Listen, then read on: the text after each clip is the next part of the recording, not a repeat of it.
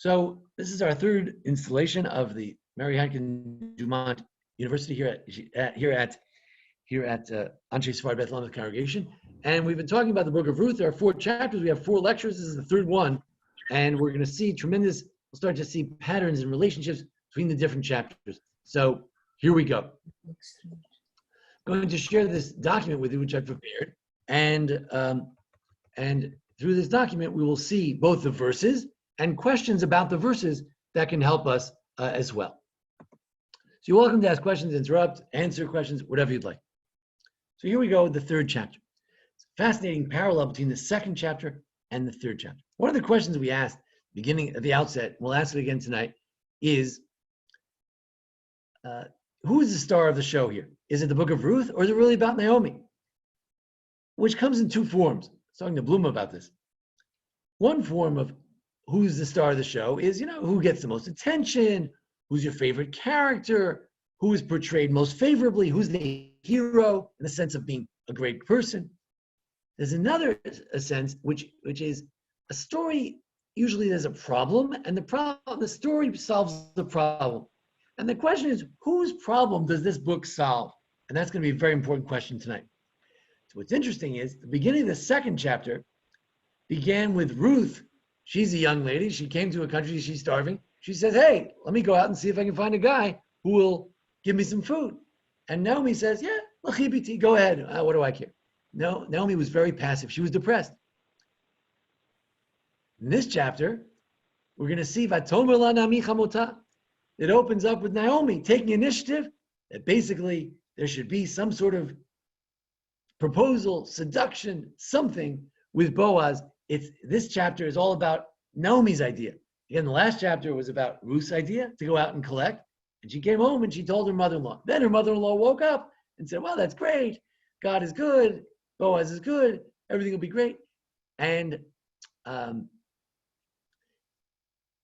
this chapter is about how Naomi takes initiative and Ruth follows. Now the question is, to what extent does Ruth follow, or does Ruth hone her own path? So that's going to be another question.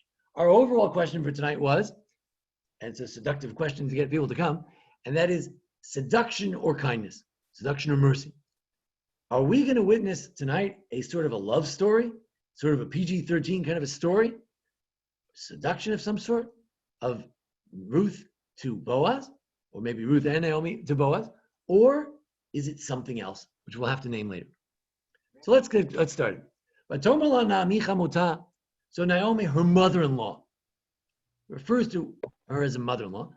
My daughter, BT. Everyone's talking so patronizingly to Ruth. Everyone's older, she's younger. They all call her my daughter. Of course, it's very nice for a mother-in-law to refer to her daughter-in-law as a mother, as a daughter. After all, shouldn't I must, you could translate, I should, I must. It says here, I must. You say, shouldn't I seek for you a resting place for you, which will be good for you? What is he referring to? Anybody? If she gets married and has a stable home, she'll have a place for Naomi. Good. So she wants to find her a more permanent place. Until now, we had food security, but we have housing and marriage insecurity. But she wants to find her more home security. So let's look at a few questions. How is Naomi functioning here? What role is she playing? The shotgun. Okay, so she's shotgun. And is that an appropriate role for the mother-in-law of a deceased son? What do you think? Not really. Yeah. Well, it's not. She clarified she doesn't have any sons, so it's not like she has no other way to provide for Ruth. Right. Right. She said in the first chapter, hey, don't leave me alone. I can't provide you a husband. I don't have any children. But now she's saying, wait a second, I could provide you. I have an idea. I have a shidduch. And mother-in-law, so it's a little tricky. On the one hand, we said, what a wonderful thing. If a mother-in-law says, I don't want you to wallow in your widowhood and remember my husband until you're in the grave, but I want you to find a new life. It's a very generous thing. On the other hand, if you believe that by the widow marrying certain people, it could reincarnate the deceased, then whose bidding does Naomi want Ruth to do? Let me ask that another way. If Naomi is thinking, well, if she would marry someone from the family, then the child would count as a replication or a replacement of my deceased husband/son, then whose job is Ruth asked to do? Matchmaker. You mean Ruth or Naomi? That when Naomi says, go find let me help you go find a husband, but she wants you to marry someone from the family. And if that's going to count as a little bit of a Levirate marriage, we know that in Levirate marriages, the child that's born from Levirate marriage considered the deceased person, the widow's husband. Then by her marrying in the family, whom is Ruth doing a favor for? Her deceased son. Her husband, right? Oh, And the question is, who's more interested in preserving the memory of the husband? The mother-in-law or the daughter-in-law? Naomi. yeah, Right? Naomi. It could be Naomi. After all, I mean, if losing a husband is devastating, losing a child, as unfortunately many know, it's more devastating. So she lost her child. So if she could replace the child in this mystical kind of way, that's even greater. So don't forget, in the last chapter, Ruth said, I could go reaping with the boys. And she said, and Boaz will let me. So now what did Naomi say to her? It's great. Go reaping with the girls. girls. So Ruth might have been thinking, there's some burly guys out there. I think they might make a good shidduch. I'm kind of a poor immigrant. They're poor reapers. We'll make a great shidduch. And the mother-in-law says, no, go reap with the girls. I have other ideas for you. I have much bigger ideas. But we have to ask ourselves, what would Ruth naturally want? Right? So when she says to her, after all, I have to find you a resting place that will be good for you, it's also good for whom? Naomi. So Yeah. for the first time in my life, I considered the story, thanks to Yael Ziegler, a great author about Ruth, I consider this story in which Naomi is not really doing a pure act of chesed and kindness for her daughter-in-law by getting her married off to this old guy, but she's also, or maybe she really is serving herself. Now you say, that's a little bit harsh against Naomi after all. So wait a second. What do we know about Naomi? One read of chapter 1 was she wanted the girls to go away so that when she came home, she wouldn't have to have these non-Jewish daughters-in-law getting in the way. Or these Moabites, or these enemy daughters-in-law. Maybe Moab is the enemy. Coming home with these enemy daughters-in-law. She thinks about whom? Who's Naomi think about? Number one. Herself. Yes. Herself. So again, the more generous reading is that what a wonderful mother-in-law. That's why it introduces her here as a mother-in-law. It is an appropriate role for the mother-in-law. It's a beautiful, kind role for a mother-in-law, not to want the daughter-in-law to forever be unmarried. She wants her to find somebody, and she says, to the class, but I'm muted. You're good. No, you're not muted. You're good, Esteline. I don't know. You're good. So we have two readings of Naomi. Chaim Angel, a speaker we had here in the shul, said that there is ambiguity as to whether Naomi is this great person or just a regular person. There's also a theory that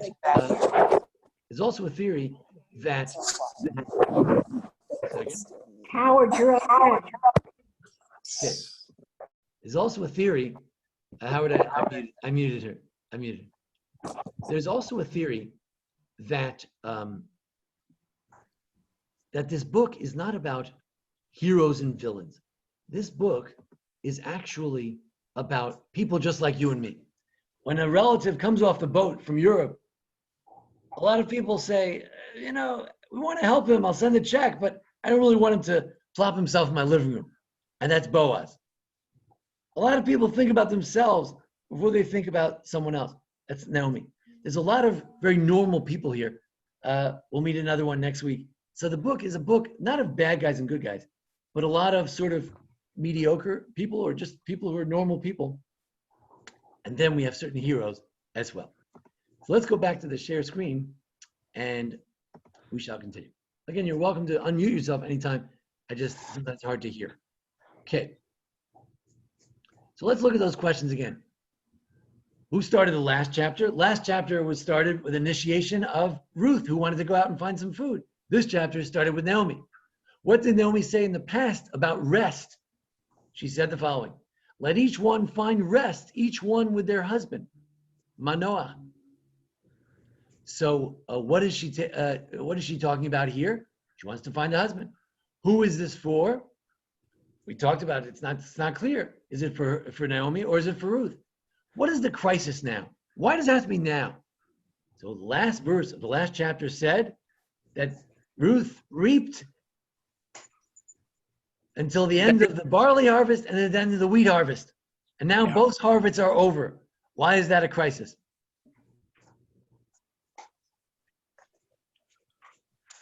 She's been there a while. They're established. She's had a chance. Everybody's had a chance to get to know her. And no kinship ties have come up where she'd have to get married. Right. So her whole excuse to have a connection with Boaz is over. She can't glean anymore. There's nothing to glean. The harvest season is over. It's going to be the summer. It's going to be dry as a doorknob. So something must be done. There's a bit of a danger here. The whole season went by. You went to the singles weekend. It's already Lava Malka. It's Saturday night at 1 o'clock in the morning at the singles weekend, and nobody asked you on a date yet. So then it's a crisis. Who is the hero? I think at this point, Naomi's the hero. She's going to make the shidduch. Let's see if that comes about.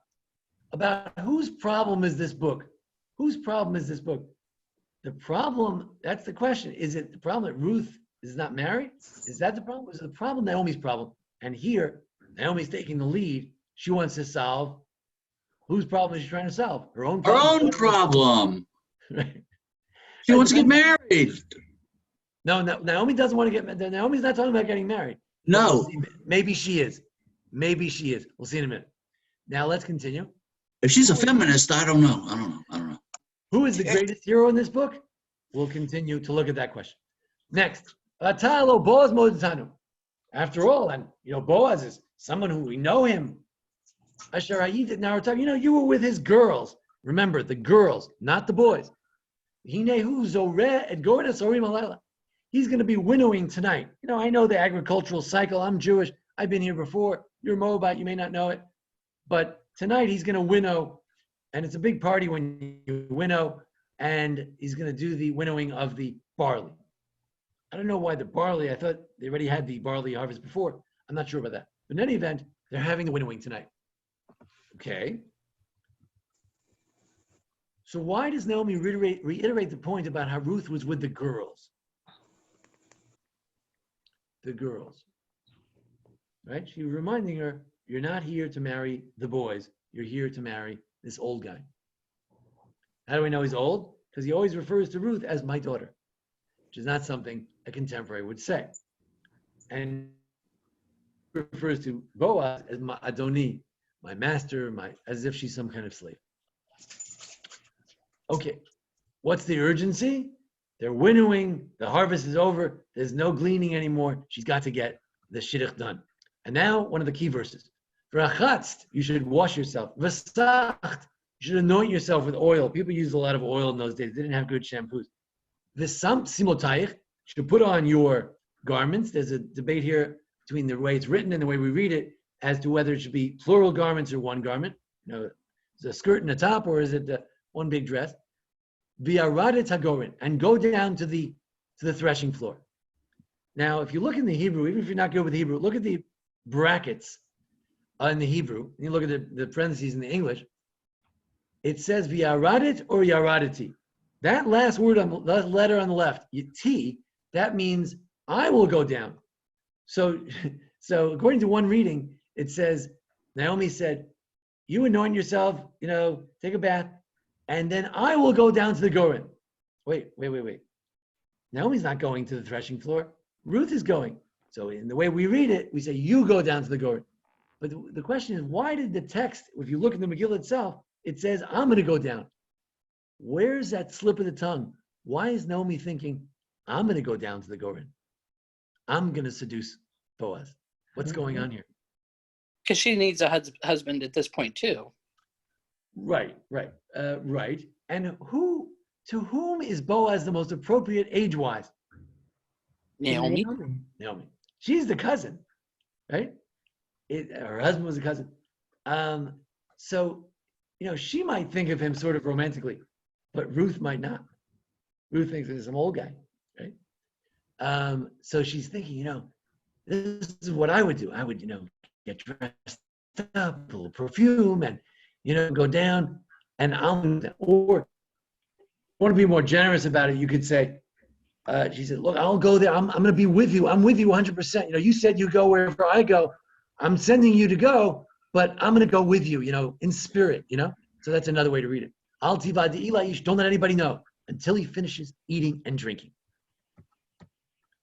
The question is, if she has to bathe, get spitzed up with oils, perhaps perfumes, and putting on special garments, is she suggesting a seduction? Yes. Seduction.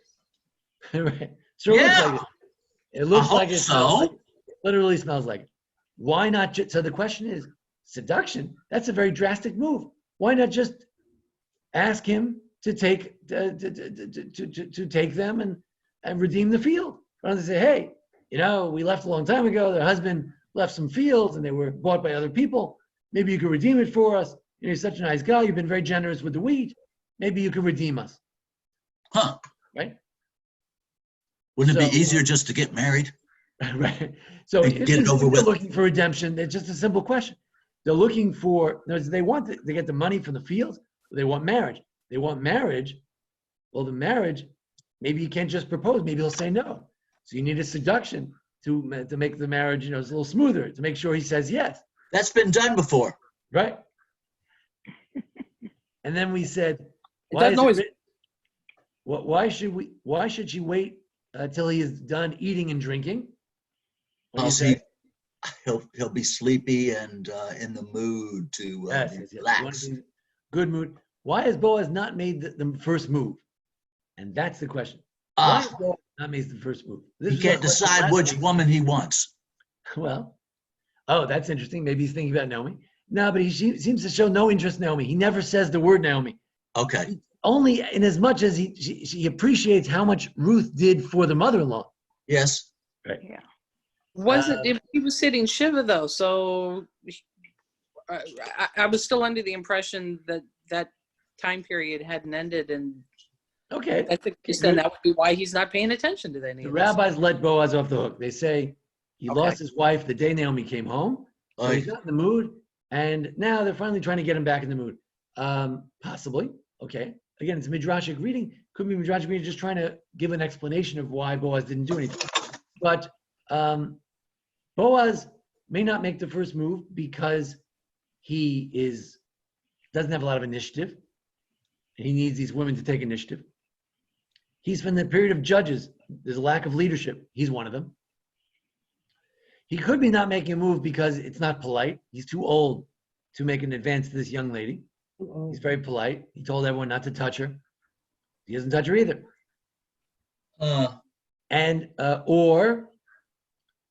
Maybe he's worried about the Moabite status. Maybe he's still thinking Moabite, not Moabite. But of course, Moabites are supposed to be inhospitable. And he already told Ruth that she was very hospitable. So he may be, transforming his thinking about it. But he may just like being single. No. Right. There's A lot of us don't like that. Some of us love it. Not a bad gig. Okay, the guy's 80 years old, but that doesn't make him dead. There How are long some does it men, cover? it's true, Suzanne points out, Shira points out, there are some men who need a lot of prodding to get married. They just, maybe he never got married. The rabbis assume he had a lot of children, but you could say that he, he's one of these single guys who just, it takes a while. Now, what does this remind you of? So it reminds us of two other seductions where the women proposed to the men. You had the older and the younger. You had, remember, the daughters of Lot. Yeah. At Moab, Yes. and Ruth is from Moab. So we can't forget about that story. That's the story from which this comes. And the older one said to the younger, our father is old. Yeah. No man on the earth to consort with us in the way of the world. So come, let us make a father drink wine. Yes. Let us lie with him. We maintain life through our father. They also felt what? What was their feeling? To continue the line. Yeah, but how did they feel after everything was destroyed? What did they feel? There's no one on the earth. Repopulate the earth. But why did they have to use him? He was the only guy around? The guy, desperation. Okay. So Naomi also feels it's desperate. The season's over. We got to take care of this. Also desperation. They advanced to him, and he drank wine, and he didn't know it was flying. So in that case, he did the act of kindness, so to speak, to populate the world, but he had no idea it was flying. The other case, it reminds us of, is the other seduction. I have later. Good is what? Tamar. Good, Tamar and Judah. She pretends she's a harlot. He's game for it. He sleeps with her, and they have twins, and one of them is the ancestor of Boaz. So both Boaz and Ruth have ancestors where the woman seduced the husband. One rabbi pointed out that the seduction of Lot, he didn't know it was flying. He was ibrabat, he was gone. He was plastered. Seduction of Judah, he was awake, but he didn't know who he was sleeping with. He thought she was someone else. And the seduction, perhaps, of Boaz, he knows exactly what he's doing. Let's continue. He does. Yes. So it could be a tikkun, a fixing of earlier seductions where the man didn't play a role. Moving along. As he was sleeping. So Naomi goes on. As he's sleeping, or lying down, we're not sure if he was sleeping. Biadat, you should know the makom asher yishkav sham. Figure out, be a spy, figure out where he's going to sleep. Uvat, and you should come. Vigili marglotav, you uncover his legs. Maybe they had a blanket, or maybe he had a toga. V'shachavt, and you will sleep. But again, in parentheses, I will sleep. And he will tell you what you will do. Oh. Now, how many words in that sentence are suggestive? Whether you know Hebrew or English, either way. Which words are suggestive? Let me change. Wine is suggestive. What? Lay. Good. Lay. Place. Feet. The feet, possibly, yes. Feet can be a euphemism for other stuff. Oh, He will tell you what to do. Okay. We talked in the last chapter that Naomi says to Ruth, what did you do today? How did you do this to get all this wheat? What did you do to get the wheat? And she says, the person I did with today is Boaz. And we said there might have been a little underlying conversation there. And now she says, he will tell you what to do. There's all this asiyah going on. Is it some sort of suggestive language? What else? There's one more word you didn't get. Uncover. Uncover. And then the word I just changed in the translation. No. No. Right. To know. Right. Viadat. Another one is to come. Not just in modern slang, but in Hebrew, if somebody comes unto a woman, it's an expression. So there are a lot of suggestive words here. And it's still Naomi talking. And she also says again, and I will sleep. Maybe a little slip of the tongue that she's thinking about this for herself. She's fantasizing about this for herself. Could be. Or maybe just, moral support. And Naomi's taking the lead, right? Naomi says, I'm in charge here. We're going to make this shidduch, go get him, whatever. But then when you go down there, the plan is you go over here, and then when you get there, who's going to be in charge? He's Boaz. in charge. He's going to be in charge. We'll Who? see if that plays out like that. Okay. Right? Now that's expecting a lot. This is Mr. Maybe never got married, never proposed to her, never brought them home, right? Never said anything to Naomi. You expect him to take the action, right? Unless Tasin means what Suzanne Shear was suggesting, that you go down, you lie at his feet, this old man, everything will happen. Huh. At that point, stuff will happen, and we won't have to worry about anything else. He's an honorable guy, so What it'll the- be all right. If you know where I'm going. If you know what No, I'm- this is okay. These are good Okay. people, yeah. So this is Naomi's plan. Okay, So now, he I doesn't told her know that. who's with him?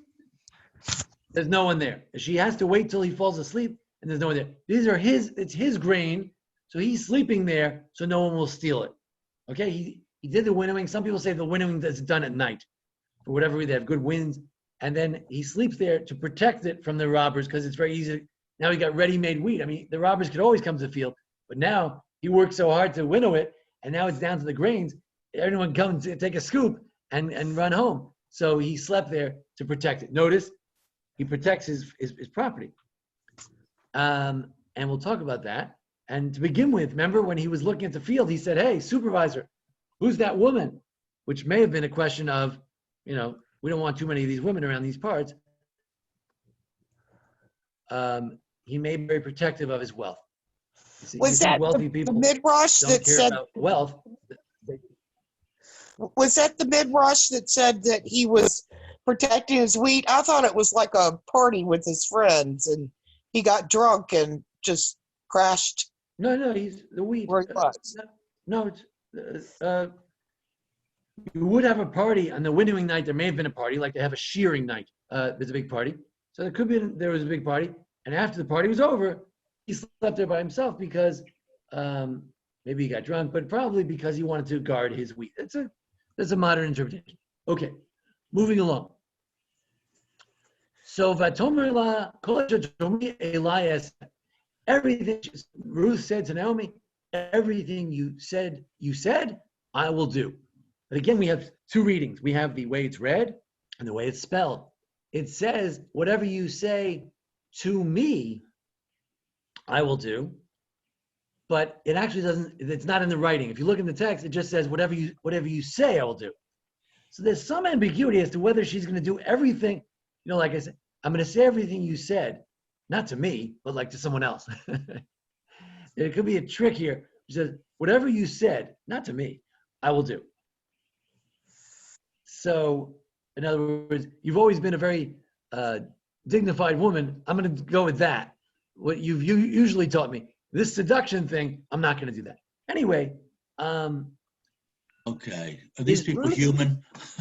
Right. Now, Ruth says, whatever you say, I'll do. Question. Is Ruth anxious about this? Who's anxious to get this done? Naomi. Ruth says, whatever you say, I'll do. After all, I said, wherever you go, I will go. So you want me to marry this person? I'll marry them.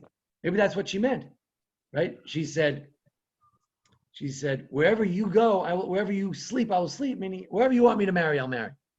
So you want me to marry him? Okay, fine. She's not excited about it.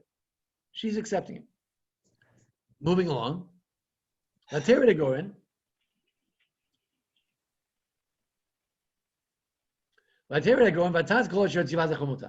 she goes down to the threshold, and she does everything her mother-in-law told her. Not yet. It could be a general statement of all that which is to come, or everything to get ready. You have to see when he's ready, when he's drinking, when he's finished eating, where he's sleeping. She did exactly what her mother-in-law told her. She commanded her. Vayochel Boaz vayesh vayitav libo. Yes, as Naomi suspected, he did eat, he did drink, probably wine. And there's another element that she didn't expect, but she may have expected it. Vayitav libo. His heart was good. He was feeling good about it. After all, he just finished the winnowing. He went to sleep at the corner of the pile. But Tavobalat, she comes stealthily, quietly, secretly. But Tagal Margulatav, she uncovered his feet and she rested. She went down to sleep. So why is he happy? He's in a very physical mood, maybe about the grain. Is he about to be more spiritual? In other words, right now he's very physical. So Naomi's probably thinking, great, he's thinking physical. Let's get physical, and then maybe we can get a marriage going. Maybe some sort of force him into a marriage.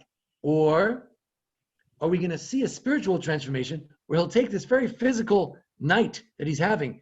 He's protecting his grain. He's a guard. He's thinking about his money, his wealth. He ate and he drank, and he's also spiritual at the same time. Are we going to see a certain spiritual personality, typical Jew, who through the kugel and the cholent and all the good food, he's going to become spiritual? Or will he be seduced? Let's find out. Do we know who he's with? Does he know who he's with? Wait, that's the next verse. Wait. And it was in the middle of the night, the midnight, the man trembled. He sort of, I thought it meant he fainted, he pulled back. And behold, there's a woman. She's sleeping at his feet. Now, this language, and it was in the middle of the night, at midnight. Is that suggestive of anything you remember from the Bible? It's dark. And it was in the middle of the night. Sorry? It came to pass at midnight. What came to pass? Everything in Egypt. When we left Egypt. Sort of. What happened at midnight? At midnight? Eve was formed from Adam? No. We left Egypt because what happened at midnight? It was Passover. The angel of death passed over. Right. The firstborn were smitten at midnight. There's a whole song at the Seder night.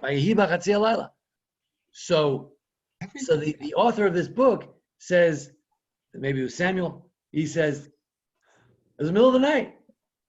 This is going to be big. It's going to be like the Exodus. Something big is going to happen now. The Echarad reminds us of another Jewish holiday.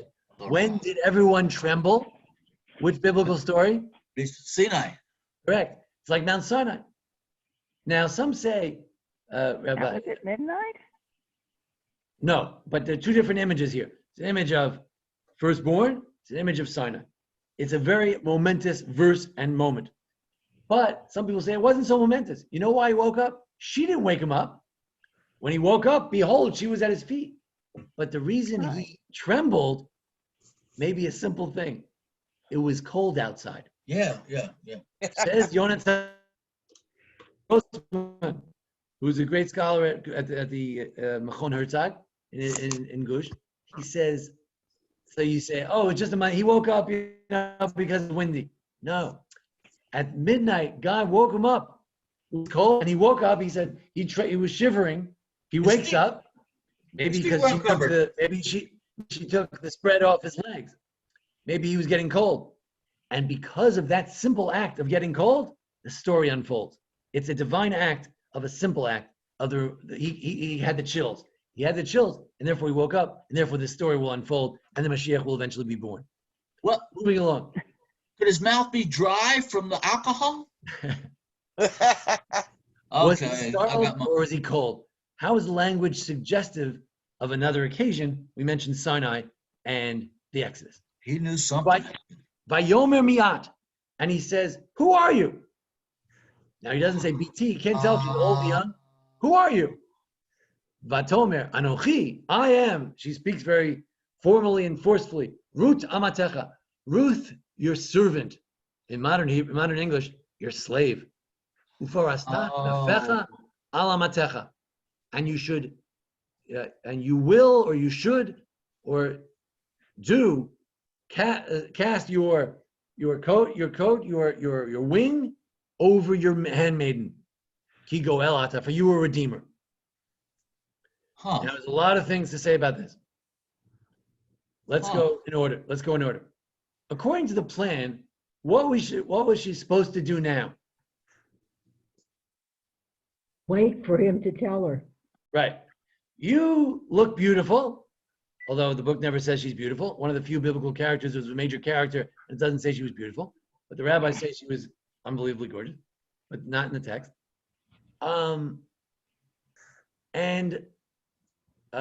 Lost my train of thought here. Wait for him to tell her what to do. Right.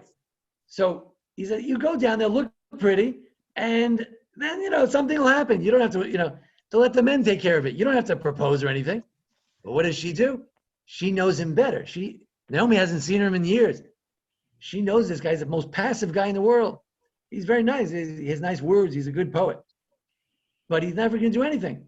So she says, I got to get to the punchline over here. You said to me that may God give you reward, that the God who you came under his wings, right? And I'm saying to you, hey, bud, what? Give Let me me your under your wing. Take me under your wings. Forget God. That's another thing. Sure, we want that too. But you have to take me under your human wings. So there's this, this overlap of the human and the godly. And also she throws in this goel thing, this thing from last week's Parsha, that you have to redeem land of your fellow. If Elimelech is your cousin, it could be a distant cousin, but he's a cousin. He fell on hard times. He sold his land. You got to buy it back.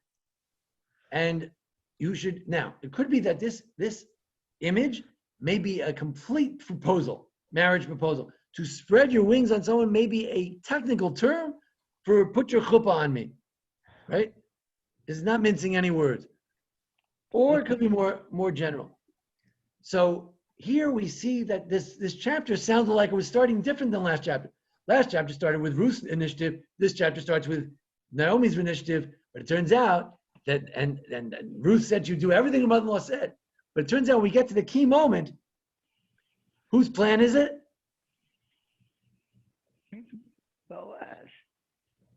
It sounds like Naomi's plan to me. I don't know. She says, spread your wings on me. That was not part of the plan. That was Ruth. Yeah, Ruth That did was that. Ruth's idea. She proposed. She didn't let the man take the initiative. He's a man. He's dense. He's never going to get it. He doesn't know what he's doing. You got to give him a helping hand. Maybe he's too old. You got to help him out. So she's making her own plan. And the question is this a romantic? Don't forget, we were pretty well convinced, I think Charlie was definitely convinced, that Naomi's plan was romantic. Seduction.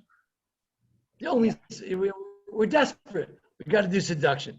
Just walking around flirting in the field didn't do it. You got to really nail this down. But Ruth's plan, when she starts talking, spreading wings and goel, what language is he speaking now? Language of love. Maybe a little more spread. You could say it's loving. Think about that. Spreading your Spiritual. wings. Could be more spirit, but it could also be going back to his words about coming under God's wings. Says, well, I want to be under your wings. The marriage is a symbol of God. And you're the Redeemer. That's a verse in the Bible. It said Leviticus, you have to redeem me. This ain't going to be no love story, Naomi. I'm sorry to disappoint you. This is no love story. This is Leviticus here. You got to be the Redeemer. But of Because course, Redeemer Boaz was her husband's cousin. So he needed to step up to the plate and do the family thing. Right. So who's introducing the business element into this negotiation here? Naomi. No. Ruth. Ruth. Ruth. So could be Ruth. The proverbial question, the $99,000 question about this book: is there a seduction? And also, is there any premarital? You know what? That question, Hopefully. the answer could be as follows: that it shifts in the middle. We were headed towards a seduction, and in the middle of it all, we switched to a cerebral, spiritual, and legal discussion. Well, Right? He said to her, may God pay you back for all that you have done in the last chapter. God under whose wings you have come. And she very cleverly alludes to something he said before and says, no, you spread your wings on me. Moving along. He asks her, who are you? Why is this significant? Because Who he didn't are you? know.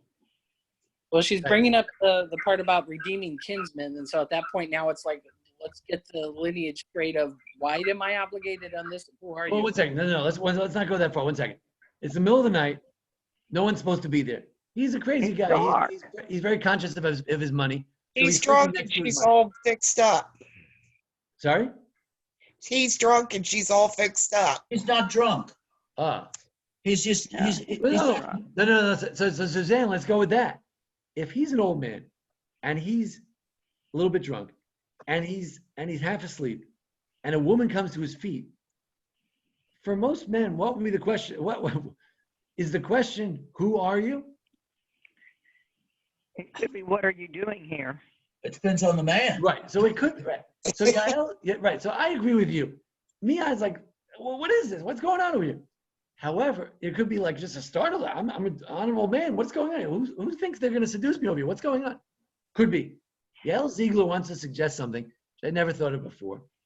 And that is, it's a whole part of a whole broader theory that we've started to suggest through Yael Ziegler, and we'll continue here. And that's as follows.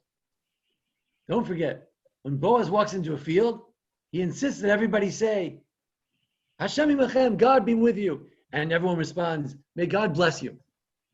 When you walk into the field, you talk to your reapers, you say, God bless you. They say, God bless you. In other words, what's his relationship with his workers? What kind of boss is he? Good. Because how does he treat them? Kindly. Like equals. Like people. Like he recognizes. And she says to him in the last chapter, why do you, Laki Rainey, why do you recognize me? And everyone refers to her as Ruth the Moabite from Moab. And how does he says, Vayomer Boaz el Ruth. Boaz speaks to Ruth. Boaz sees people. When he talks to people, he doesn't see workers, he doesn't see poor people, he doesn't see strangers, he doesn't see He enemies. gives people respect. He gives people respect. So she shows up at his feet. Whether he wants to do something with her or not, first he wants to know, who am I talking to? This is not going to be a one-night stand. I don't know what's going on. First, I want to know, who are you? Smells good. It looks good. But the question is, who are you? So he wants to have a relationship. So she wants to say that this is Boaz's personality. And in fact, in the whole book, his whole role is to take these people who are dead and gone and could be ultimately forgotten, and he's going to bring them back. So what is he doing? In terms of what we're saying, what does he do? His whole role in this whole book is to what? Also, Mason? In the Levirate marriage, what does it do? What does it do to the deceased? It brings back their The soul? There's a word in the Bible. Brings back Memory. their name. Memory, Oh. name. Yeah. The name. So if he wants to know, who are you? What's your name? And he refers to her as Ruth. The narrator says that he spoke to her as Ruth. And now he says, who are you? He's a man who's all about relationships. I don't know, it could be reading a lot too much into it, but there's something to that broader theory of Yael Ziegler about the whole book. Moving along. So Yael Ziegler claims that this is incredible. Here's a moment where he says, who cares who she is? It's the middle of the night, no one's looking. It sounds good. It feels warm against my skin. Let's get on with it. But he says no. He's a man of great repute. He wants to know, who is this? Who's seducing here? Who is proposing? What's going on? He's a man of high character. Now, when she says redeemer, does that imply that he has to do something? I thought it implied that he at least had the obligation to acknowledge it. He didn't have to, but he at least had to consider it. Well, I think that one of the questions is, who's the closest relative? Because it seems to say in the last week's parsha that this should be the closer relative. But Rabbi, sorry? Rabbi, Yes. is it possible that because he is a spiritual man, he's trying to determine whether this woman trying to seduce him has got the same values he has? Yes. That he's trying to find, is she not only very pleasant from a physical point of view, but does she have a spiritual approach to things, or compatibility mentally or morally or spiritually that matches his desire? And if you think of this as an extension of the Messiah to be, or the king to be, that would be the forefather of the Messiah, these are the qualities that he is searching for, whether it be conscious or subconsciously. Very good. We're going to see that again later with another question that's similar to Boaz's question. And I like the suggestion as well.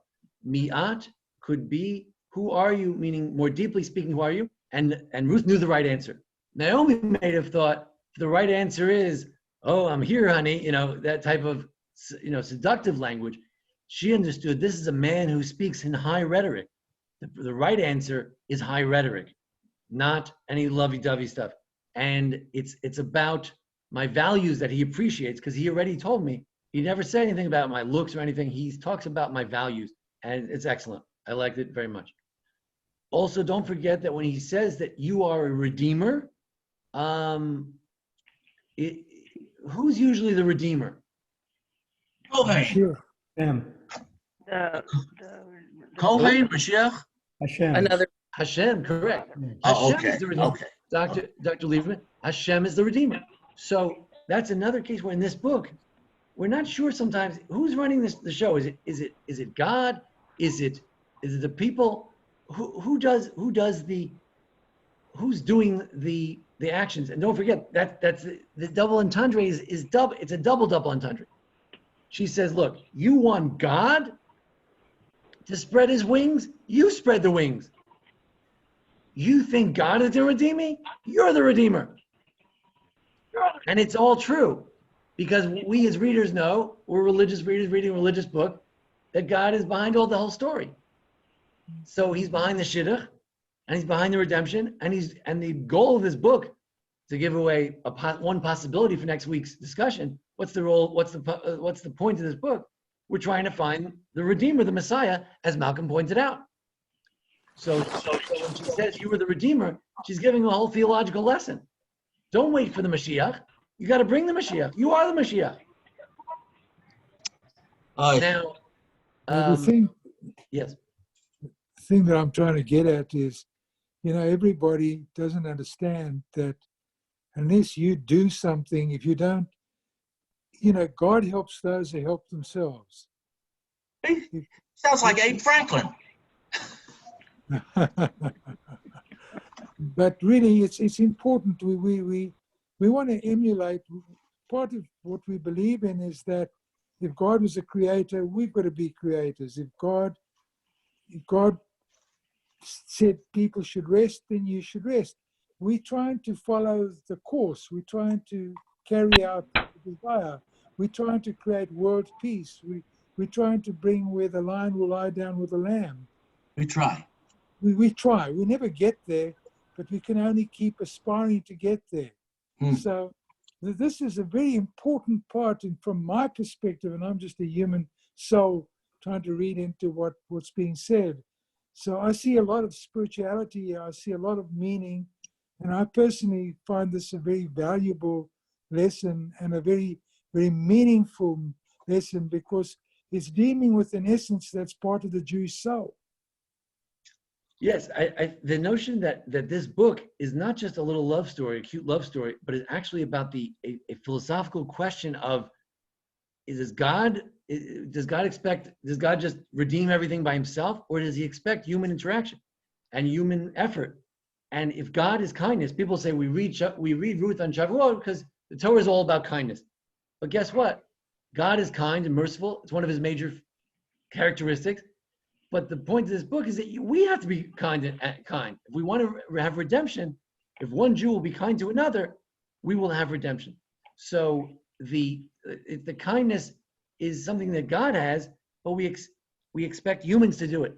Naomi brought that ambiguity out last week because she said, God has blessed is Boaz, who has to God, who has not forgotten his kindness. Who didn't forget the kindness, we asked last week? Boaz or God? And the answer is the author wants us to be confused, because that's what this book is about. It's about the human hand in the divine redemption. So it's beautiful. Thank you. Now, what else? Vayomer, Bruchad Lashem Biti. He says, blessed are you to God. He's very big on words. Your last kindness was greater than your first kindness. Of course, the first kindness was to go with Naomi. What's the second kindness? Not to go after the boys. Now, what was Ruth was originally thinking of going after? The boys. One of the workers. And who convinced her not to? Naomi. Boaz and Naomi. And now he says, "Oh, Yishkoyach, you didn't follow the boys. You're looking for me." Maybe he expected that she would get desperate and marry someone during the harvest season. Maybe he was testing her, as Malcolm suggests, to see if she would say, "Look, I'm desperate. The season's over. Got to go with the harvest boys. They made a few bucks during the spring." Or would she wait for him? So he's very impressed that she waited for him. Also because the opposite of romance. You could have had a romantic relationship with one of the young boys who's appropriate for your age, but instead you're having a Levirate relationship with me. You're suggesting a Levirate relationship, which is all about keeping your husband and your father-in-law's name going.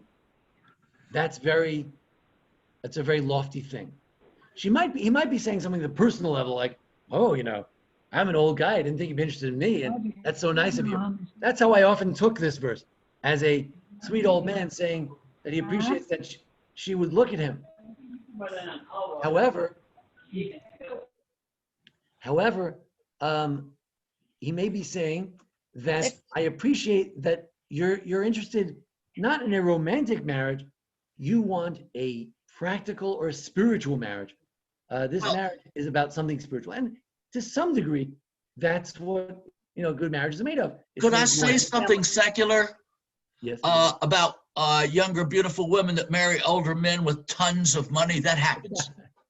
Now, Ruth wasn't like that, but there are women that are. Yeah, I have to. But just because he called her daughter, he could have been 50 and she's 25. He was 80. It says in my book. Let me Does it say an age? How do they I have know to- he's 80? Okay. How do they know how old he is? The reason the rabbis say that since he disappears in the next chapter, he kind of disappears. Since he disappears, it seems that he died. So if he died, he must be close to death. So that's where we get the idea that he's old. Now, Charlie's asking a legitimate question, and that is it really a kindness to marry a rich guy when you're so poor? Well, if you take the romantic part out of it, meaning you say you gave up a life of romance for a life with an old rich guy. But you're right, a lot of women are willing to do that, or some women are willing to do that, but she seems to have a very high character, so we don't necessarily suspect her of that. Right. Let's continue. No, it can go either way, but not Ruth. Yes, She was yes. good. Right. Maybe Now, we why think is turning that to him a kindness? Sorry? Who are the kind ones in this book? So it looks like everybody engages in kindness, pretty much. Even Orpah did a little bit of kindness. By the way, Orpah, many people say, is also not a bad person. Orpah is normal. She went home to find a husband. As my Machatenister pointed out, how did kindness revive people in this book? Kindness didn't just make people feel better in this book. It revived people. Who is revived, brought back to life in this book through kindness? Naomi, Naomi for sure. And you know what? Who else? her son. Boaz, and perhaps the children who are being brought back spiritually, perhaps reincarnation, perhaps a special Levirate kind of a thing. A lot of people are when you give people kindness, you give them life. Take a person who's shut in their house for 6 weeks, for 9 weeks, and you knock on the door and you say hello, or you call them. We have to realize how much we can revive people just with that. Did Ruth want to go after the boys? Whose idea is this? So it's interesting, Ruth is very dutiful, but how into this is she? One proof that she is into it is that she took initiative. She sealed the deal with those beautiful words that she spoke. And she has shifted the conversation from the seduction that her mother-in-law envisioned to something else that she envisioned. Ruth came up with this spiritual conversation, perhaps because she understood what's at stake and whom she was dealing with. Says, don't worry, I'll do everything you said. Everyone knows you're an Eshet Chayil. Some suggest that the story Eshet Chayil is an appropriate hymn and ode to her. What do we know about the Eshet Chayil that's similar to Ruth? What's Eshet Chayil? She takes care of her cooking and children. baking, and she's shopping, and she's weaving, and she's buying the field, and she's right. Very industrious. Industrious. What do we know about Ruth? She's a very hard worker. Hard worker. She works all the time, and she's buying the field. She's getting involved with the business. You gotta get the field back from my mother-in-law. So in many real scholars think that it's very possible, not just midrashically, but simply that the Eshet Chayil, the only person in Tanakh who's called Eshet Chayil, is Ruth. And what is he called, by the way? When we met Boaz, you know what his name was? Yeah. Ish Chayil. Oh. Gibor Chayil. So Eshet Chayil meets Gibor Chayil. She says, "Oh, you're such an Eshet Chayil. It takes one to know one. He's a Gibor Chayil." So we have a wonderful shidduch. What's a borcha? What is a borcha? Gibor Chayil is it's a good question. Nobody knows what Eshet Chayil means.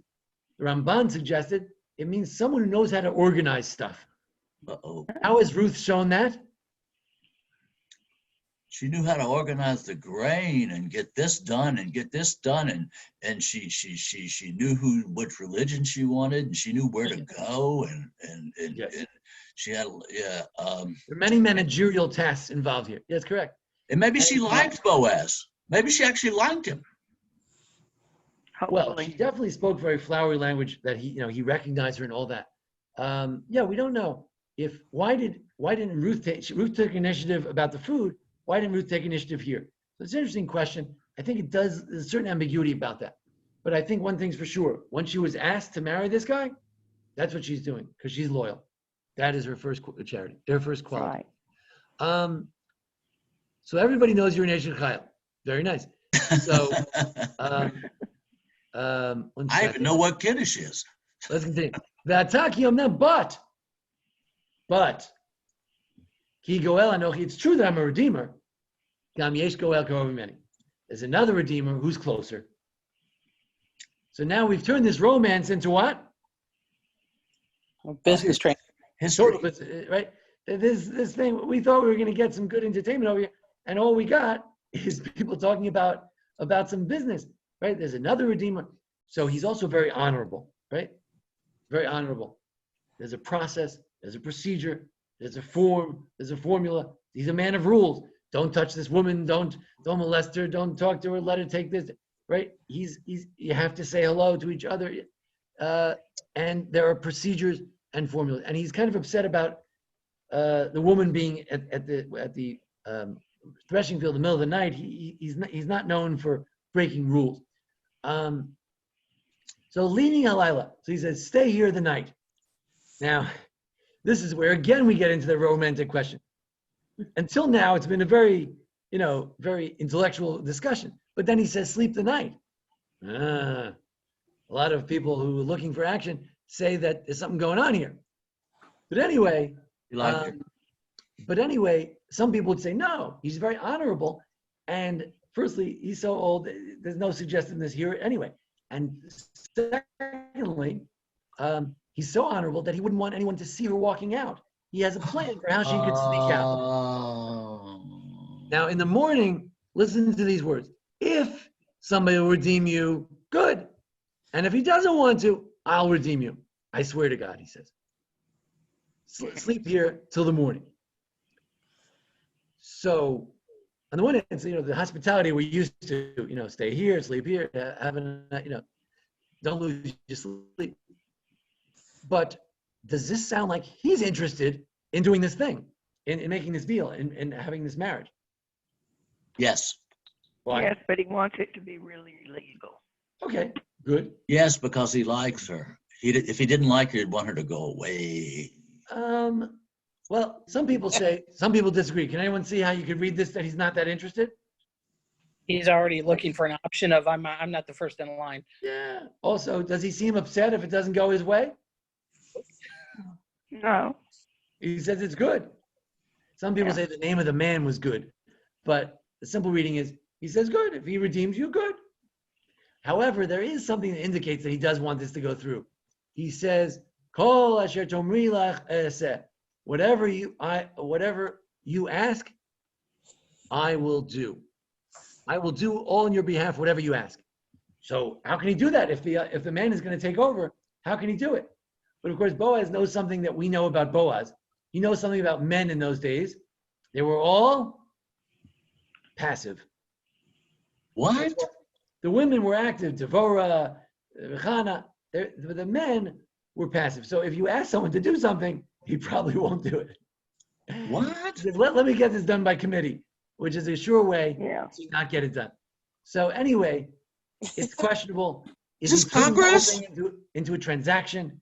Is he passing the buck? Is he dispassionate about it? Is he honorable about it?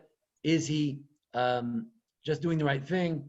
Does he expect the other fellow to not go through with it? And we'll learn next week that he's going to play a trick to make it unlikely that the fellow will do what he wants to do. Okay, going along. Okay.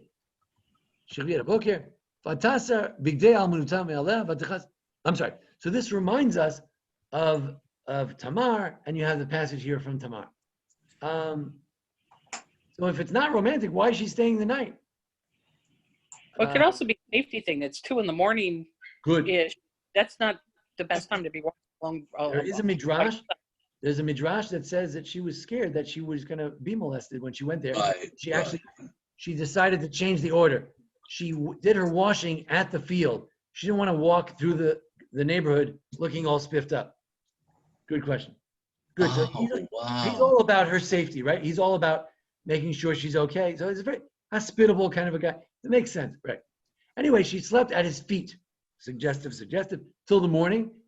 And she gets up before anybody could see each other. And there's that word yakir again, before someone can recognize their neighbor. Because according to L. Ziegler, the whole book is about recognizing your neighbor and recognizing that people who are no longer with us need to be redeemed and recognizing a woman who's a stranger. So before anyone could recognize each other, she got up, which is a metaphor for the whole story. Before anybody was taking responsibility and being kind to each other, she was being kind, and she got up and did something. And he said, look, I don't want anybody to know anybody's here. And he said the following: take this shmata, this handkerchief, this cloth that's on you, maybe it's on her shoulder, I don't know, the scarf, or a shmata on her head, a tichel, and hold it like this. And she held it, and he measured out six barleys. 6 barleys? 6. Now, last time there were 10 measures. Is this 6 measures? You can't put 6 measures in a little handkerchief. Is it just 6 pieces of grain? What does it represent? Is this a symbol of marriage? Is this like a ring for? Is this some ancient thing we're not familiar with?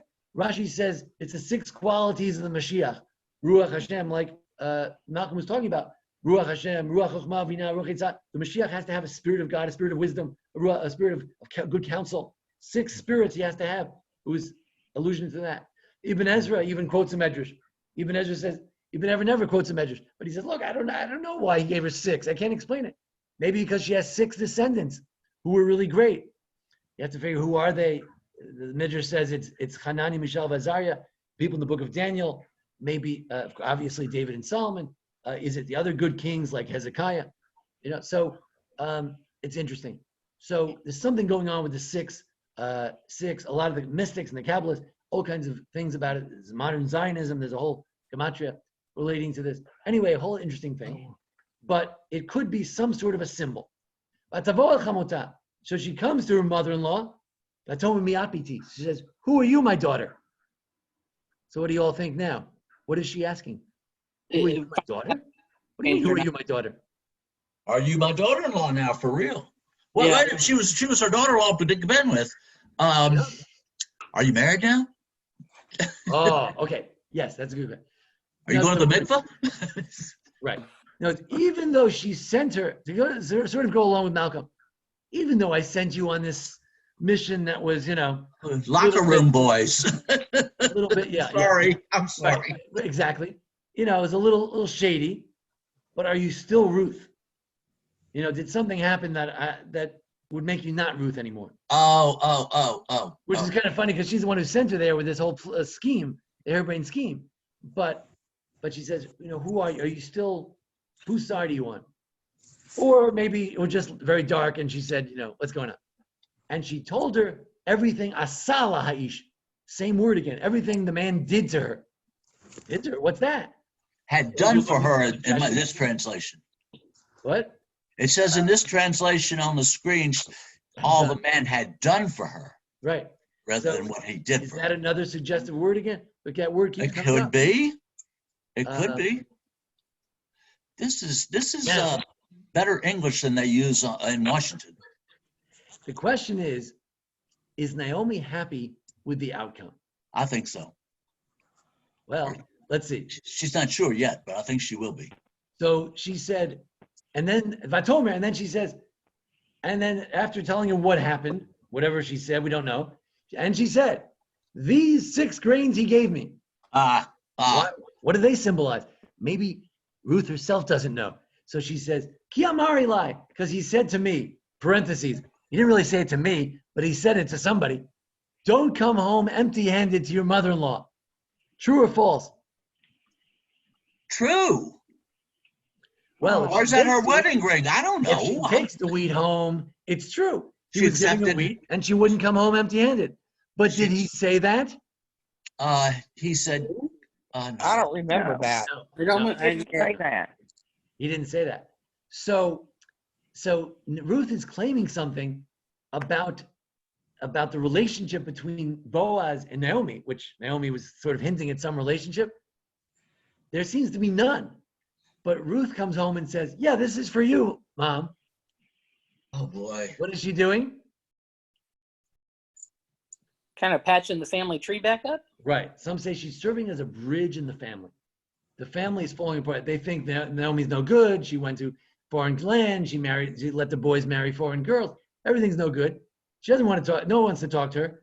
And he said, and Ruth says, oh yeah, he was thinking about you. Maybe yes, maybe not. In any event, very interesting. But Ruth really likes Naomi, it sounds like to me, from the beginning of the book. Oh, it's unbelievable. In many ways, if there's any love story here. The love story, yeah. Love story between Ruth and Naomi. That's a love story. Yes. No question about that. No question about that. But Tomash VBT. So she says to her, you stay here, my daughter, until you know what happens, because the man will not be quiet. He will not rest until things happen today. Very interesting. How does she know that Boaz will take care of it right away? Because he's you know honorable. he's old and sick. Good. He's honorable. Oh, good. He's old. He's old. He's got to take care of it right away. Good. According to Rashi, he's going to die any minute now. We better do it fast. And also because he's honorable. If he said it, he's going to do it.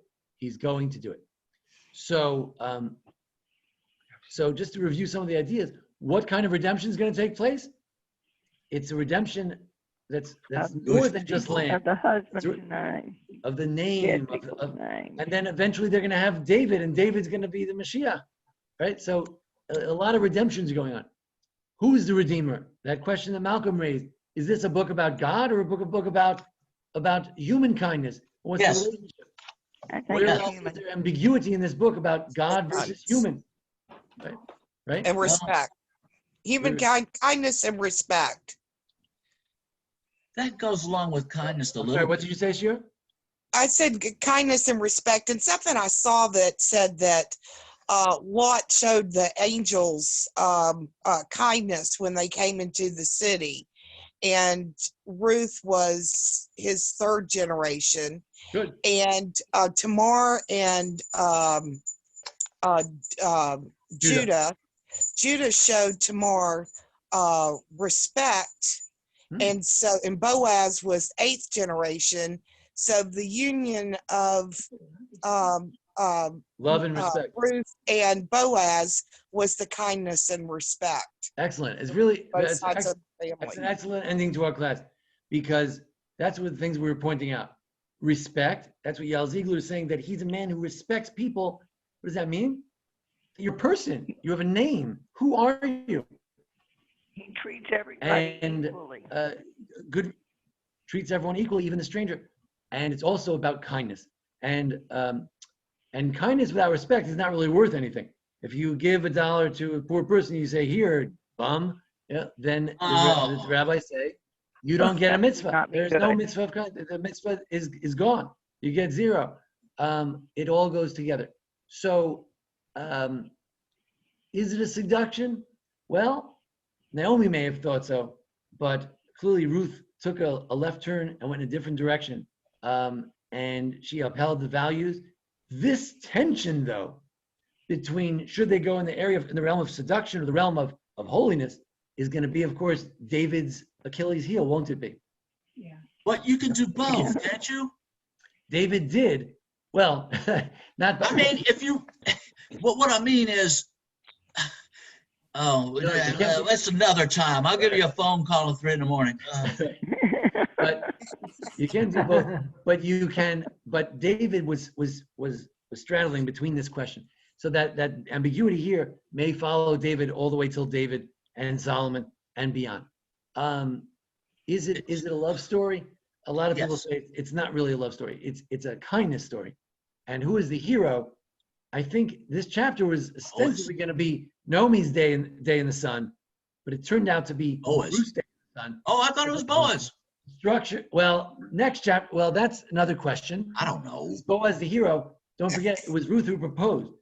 But yeah, he's gonna see to it that it gets done. We'll have to continue asking that question. Notice the parallelism of these two chapters. It starts off with the initiative of one of the women. They have a conversation between the two women. They go, and Boaz and Ruth have a conversation. Naomi and Ruth comes home, has a final conversation with Boaz. They're parallel. One case was started by one woman, in the other case, the other woman. But in both cases, it could be that Ruth is taking the key action. And so next week, we'll talk about what is the point of this book. And today, Suzanne and also Malcolm made some suggestions about what the point of this book might be. But we did see a very important thing, and that is that Ruth insists, both Ruth and Naomi understand that redemption requires human interaction. And let's comment on this. This is a very modern question. The anti-Zionists today believe that redemption takes place from God, period, end of report. Yes. Oh, we do mitzvos, and the mitzvos, have a trickle effect for redemption. Whereas the Zionists believe, and many religious rabbis lined up with them, and still do, that redemption of the Jewish people is going to take human initiative. You have to have good leadership. The book of Judges is about bad leadership. And this book is also about men who were not leading. And it took the women in that period, a lot of famous women in the Judges period, to take initiative and do something. And then the redemption would start to happen. When women like Hannah and Ruth, Naomi took initiative, things started to happen. So it's very interesting. And this whole book seems to support this notion of religious Zionism, the idea that redemption is not something you sit around and wait for, but redemption is something that you can make it happen. And when you model kindness below, from the Kabbalists would say, kindness begins to trickle down from above as well. So that's our class for today. And I'll take any questions or comments at this time. Rabbi, thank you very much. It was very informative and very, very interesting. Thank you, and thank you That's what I for wanted your to comments. say. I enjoyed them as well. Thank you. Thank you very much, Reb Joel. Thank you. I'm loving this class. This was It's great. a really great Well, it's a book. share. It's an amazing book. It's just an amazing Well, book. your It's interesting. comments were My pretty favorite. amazing. Who is this guy, Yael Ziegler? He must be some sort of a rabbi. A woman. She's married to a rabbi.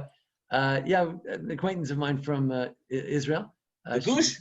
She's in the Gush Etzion. My yeshiva in Israel is a Talmudic yeshiva.